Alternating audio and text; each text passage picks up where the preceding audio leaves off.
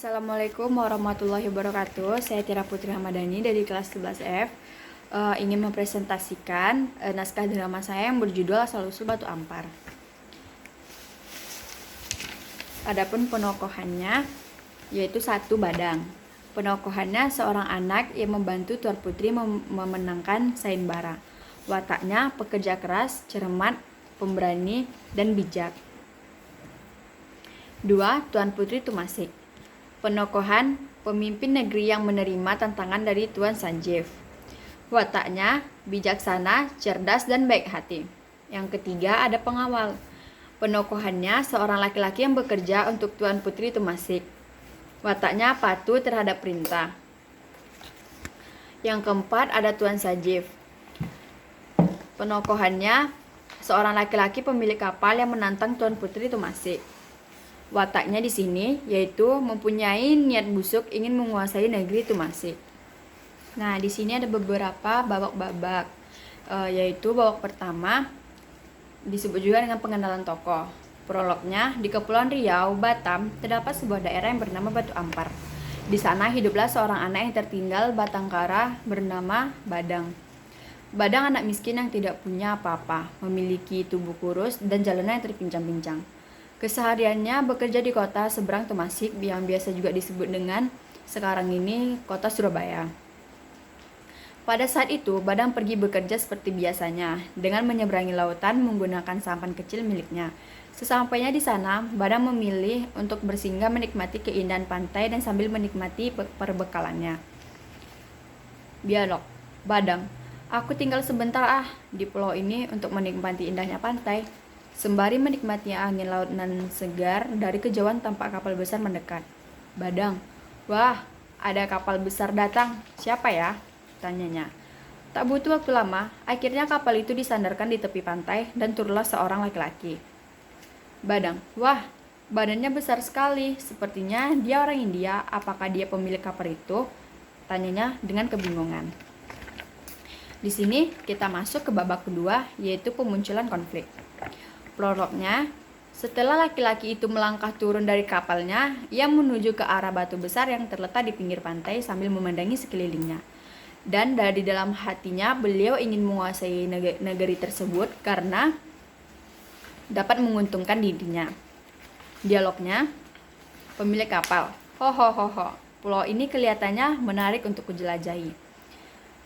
Tidak sia-sia aku berlayar selama ini dan aku hanya bisa menguasai negeri ini.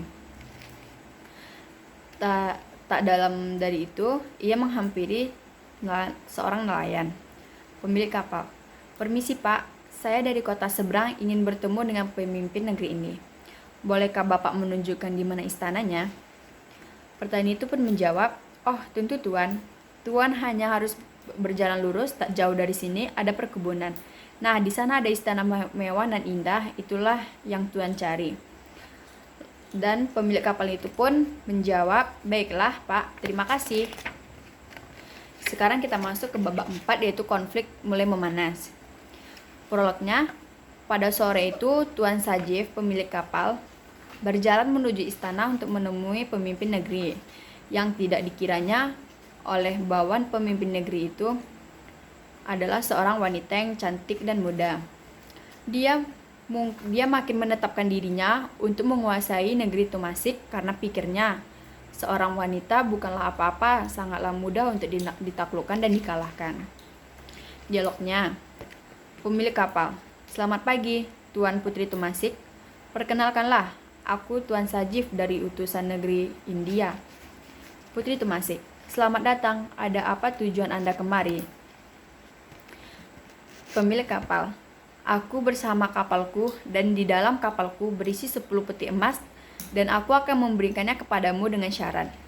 Putri Tumasik, 10 peti emas dan Anda akan memberinya kepada saya dengan ekspresi kaget. Pemilik kapal, tetapi aku ada syarat untuk itu. Aku akan adu kekuatan jika Tuan Putri menang, emas akan menjadi milikmu dan rakyatmu. Maka sebaliknya, jika aku yang menang, harta dan rakyatmu milikku. Pemilik kapal, aku melihat di pinggir pantai ada batu besar yang ada batu besar dan kerahkan pasukan terkuatmu untuk mengangkat batu tersebut. Aku akan beri waktu seminggu untuk melakukannya.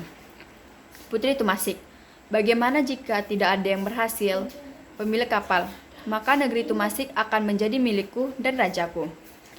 Kita masuk ke bab keempat, yaitu puncak konflik. Prolognya, pada keesokan harinya, pengawal istana mengumpulkan semua rakyat untuk memberikan informasi tentang sayembara itu. Namun, di mana hari sayembara itu disampaikan, tidak ada satupun rakyat yang ingin mendaftarkan dirinya. Tak terasa selang 3 hari pun berlalu. Putri sangat cemas akan sayembara itu karena hingga saat ini belum ada yang mendaftarkan diri mereka. Dialognya, Putri Tumasik, bagaimana ini? Sudah menjelang batas waktu, namun tidak ada dari negeri kita yang merasa cukup kuat untuk mengangkat batu itu. Pengawal, tidak ada salahnya Tuan Putri berjalan-jalan keluar dulu, siapa tahu kita menemukan jalan keluar untuk masalah ini. Putri Tumasik, ide yang sangat bagus. Baiklah, aku akan mencari seseorang yang kuat untuk memecahkan masalah ini. Kita sampai di babak yang kelima, yaitu babak pendinginan. Prolognya, saat berjalan-jalan di tepi pantai dan ingin melihat batu itu, Tuan Putri dikagetkan dengan kedatangan seorang laki-laki pincang, dan siapa sangka anak itu ingin mendaftarkan dirinya untuk mengikuti sayembara itu. Dan anak itu adalah Badang. Dialognya, Badang, hai Tuan Putri, hamba Badang. Tujuan hamba menemui Tuan Putri karena hamba ingin mendaftarkan diri untuk mengikuti sayembara. Putri Tumasik, wah, dengan senang hati. Badang, besok kita akan menemui laki-laki India itu ya. Keesokan harinya pun Tuan Putri dan Badang pergi ke pantai dekat batu besar itu yang telah dijanjikan sebelumnya. Pemilik kapal, inikah yang kau ajukan sebagai penantangku? Sepertinya kamu harus menyerahkan negerimu kepadaku. Lihatlah, dia bertubuh kecil dan sangat kurus, ujarnya sambil tertawa. Putri Tumasik, kamu yakin akan melakukan ini, Badang? Tanyanya kepada Badang. Badang pun menjawab, aku yakin Tuan Putri. Semoga saya bisa membantu, jawabnya dengan berani. Sang pemilik kapal pun menjawab lagi, baiklah, silakan saja. Aku tidak akan bertanggung jawab jika ada tulangmu yang patah dan saat mengangkat batu itu. Kita masuk di babak terakhir, yaitu ending. Epilognya, siapa sangka Badang dapat dengan ringan mengangkat batu tersebut dan membuat orang India itu tak percaya. Badang melemparkan batu itu ke selatan Pulau Tumasik. Akhirnya orang India itu pulang dengan rasa malu dan menyerahkan peti sesuai dengan janjinya. Begitulah, Tumasik telah aman dari penjajahan. Sementara itu, tempat jatuhnya batu yang dilempar Badang telah menjadi kepingan-kepingan indah yang tersusun rapi di atas perairan Kepulauan Riau, Batam. Karena itulah tempat terjatuhnya batu air itu disebut dengan batu ampar, yang berarti batu yang terhampar. Sekian, assalamualaikum warahmatullahi wabarakatuh.